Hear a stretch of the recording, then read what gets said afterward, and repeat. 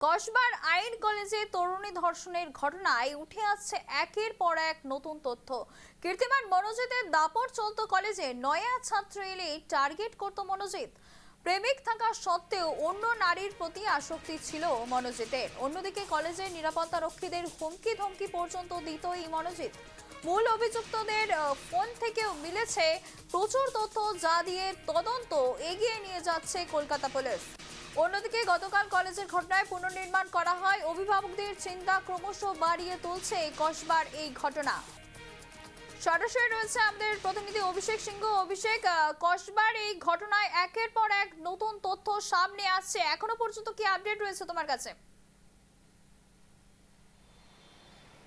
একেবারেই দেখো, আমি এই মুহূর্তে রয়েছি যে সাউথ ক্যালকাটা ল কলেজ রয়েছে সেখানে, একেবারে কসবায়। এবং সকাল থেকে যে গ্রাফ আমি দেখাচ্ছিলাম, যে আমরা দেখতে পাচ্ছি এটা কিন্তু মূল এন্ট্রান্স, এবং তারপরেই দেখা যাচ্ছে যে গার্ড রুম রয়েছে, এবং তারপর কলেজের একদম ঢোকার যে রাস্তা সেই গেট রয়েছে, এবং সেখানেই সেই গ্রাফই কিন্তু আমি সকাল থেকে তুলে ধরছিলাম। এবং এখন যেটা জানা যাচ্ছে, একটি সিট গঠন করা হয়েছে লালবাইয়ের তরফ থেকে, এবং তারা কিন্তু একদম তদন্ত করছে, পূর্ণাঙ্গ তদন্ত করছে।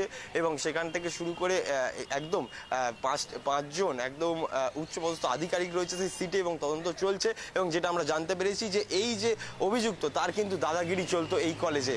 এখানে কিন্তু ইউনিয়ন রুমে একদম আড্ডার আসর বসতো, এবং একাধিক মেয়ের সাথে এরকম হেনস্থার কথাও উঠে আসছে। 3টি ফোন বাজেয়াপ্ত করেছে পুলিশ, তার মধ্যে একটি ফোন থেকে কিন্তু একটি ভিডিও পাওয়া গেছে 1.5 মিনিটে, যেখানে কিন্তু নির্যাতন করা হচ্ছে নির্যাতিতাকে, সেই ভিডিও কিন্তু সামনে এসছে।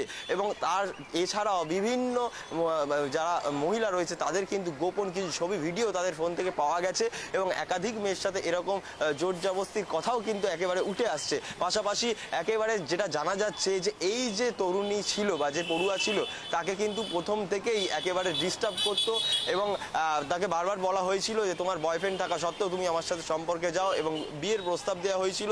বিয়ের প্রস্তাব প্রত্যাখ্যান করার পরেই কিন্তু এই ঘটনা। আমি একবার যে গ্রাফটা সকাল থেকে দেখাচ্ছিলাম সেটা একবার তুলে ধরার চেষ্টা করব। একেবারে এটা যদি আমরা ধরে নিই, এটা একটা কলেজ, এবং সেখানে দাঁড়িয়ে দুজনকে পাহারা দেওয়ার কথা বলা হয়েছিল। এই যে মূল এন্ট্রান্স, এবং এখানে কিন্তু দুজনকে পাহারা দেওয়ার কথা বলা হয়েছিল।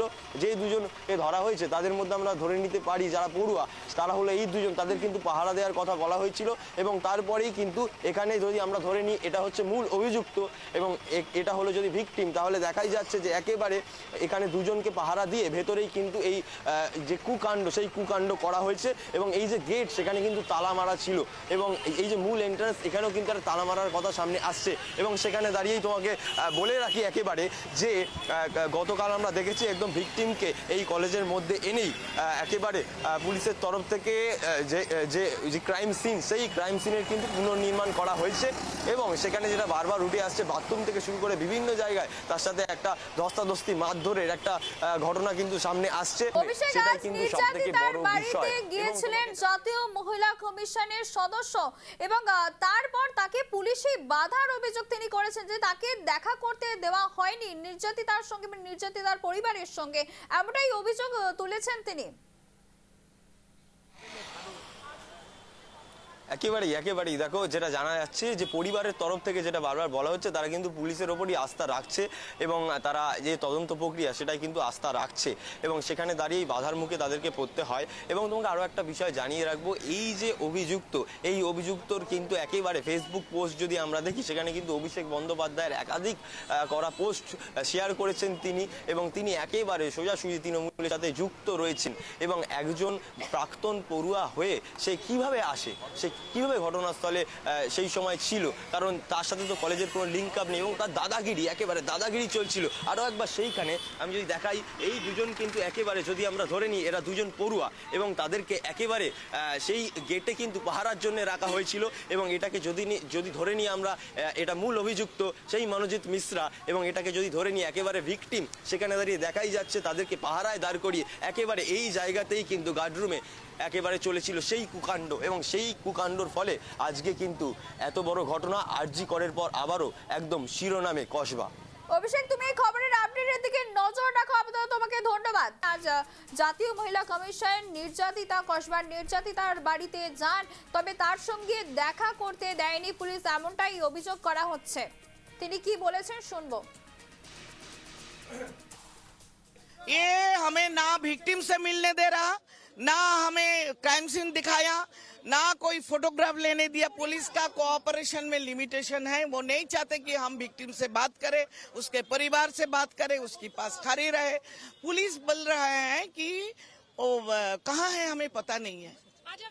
Imagine the DC, Deputy Commissioner, who is the nodal officer of the case, she doesn't know वो कहाँ है।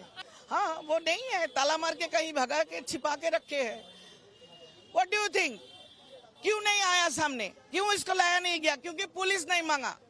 अगर पुलिस मांगते तो वो हमारे पास आके हमसे मिलते।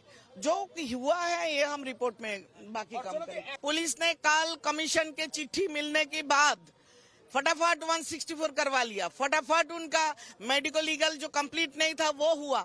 उसके बाद उनका क्राइम सीन में लाके एग्जामिनेशन हुआ। सारे काम कर लिया एक के दिन में, और उसके बाद उनको पता नहीं है कि वो कहाँ है। So funny. Even a small child will laugh at this. करेंगे, हमारे जो काम है हम करेंगे। অন্যদিকে মন্ত্রী চন্দ্রিমা ভট্টাচার্য এই প্রসঙ্গে বলেছেন যে এই বিষয়ে তার কোনো খবর নেই যে জাতীয় মহিলা কমিশনকে পুলিশ বাধা দিয়েছে।